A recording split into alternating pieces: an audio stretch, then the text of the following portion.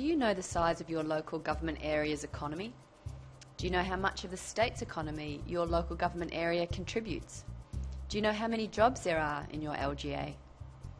These questions should be straightforward to answer, but they're not, or they weren't until now. Economic data, such as GDP, is calculated by the Australian Bureau of Statistics for the country and each state. It is not calculated for regions or local government areas. Therefore, the only way to get a realistic measure of local economic activity is to undertake economic modelling. Many of our clients approached us to see if we could supply this information. So we partnered with NIEIR, or National Economics, to release a key set of economic indicators for every local government area in Australia. These indicators provide a snapshot of each local economy, showing how it contributes to the broader state economy and how it is performing in relation to other areas. Delivered online, the series will be updated annually, capturing a view of each local economy at a point in time and showing how it contributes to the broader state economy and how it is travelling.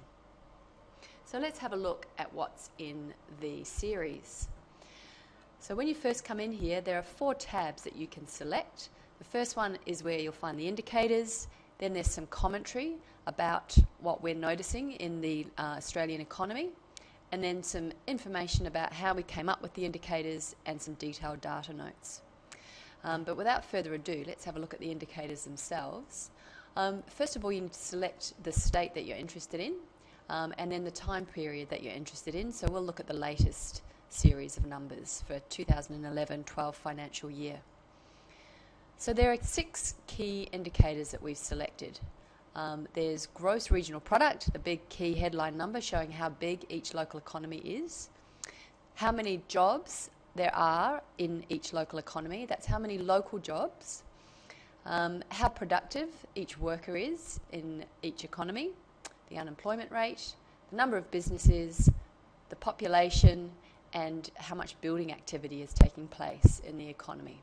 So when you take these indicators together, they really start to paint a picture of the economic story of a state, a local government area, and how they kind of work together. So at the moment we're just looking at these in alphabetical order for the state of New South Wales. But when you get to sorting things, it starts to get a little bit more interesting. So let's just sort by GDP or GRP. And what we'll find here is that the biggest contributor to New South Wales economy is the Sydney local government area, which produces nearly 21% of the entire state's GRP and employs 531,000 people, which is nearly 15% of all jobs in the state. Now, if we sort by some of these other figures, you start to get a slightly different picture. So let's have a look at just sorting by the number of jobs. So before we do that, in terms of number GDP, we've got Sydney, Parramatta, North Sydney, Ryde are the top 4, with Newcastle being the first LGA outside of Sydney that features.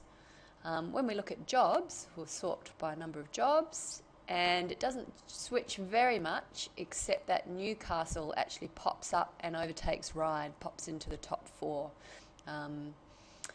And if we have a look at some of the other factors that contribute to economic output, let's just have a look at worker productivity. So this is basically a calculation of how much each worker contributes towards GRP. And when you sort by this indicator, things change quite markedly, and what you find is that in fact Muswellbrook and Singleton per worker contribute, are batting well above their averages, and that is largely because they're mining-based economies. And so, whilst they only have 11,000, nearly 12,000, and 20,000 jobs respectively, each worker is contributing significantly to the regional economy.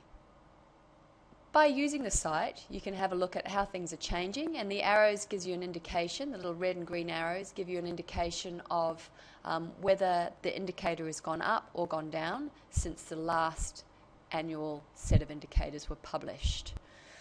To learn more about the indicators, if you go into the About section, you'll learn about the series, when it's updated, about NIEIR, who've produced the model data, and about ID, who've produced the demographic information and put the indicator series together. And if you go into the data notes section, you'll find out about each of the different indicators in detail. And it's really worth pointing out that many times when people are quoting how many jobs there are in a local area, they use census data to quantify the number of jobs.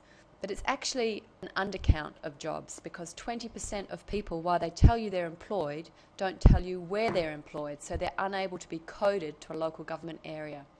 So that's why we use NIEIR to model the number of local jobs in an area, because they reassign that missing 20% to an appropriate LGA. But you can read more about that in the data notes section. So back to the indicators, and if you find that these are a useful way at understanding your economy, where it sits within the state and national context, and you think other people would find it useful too, please feel free to share the link. Thank you.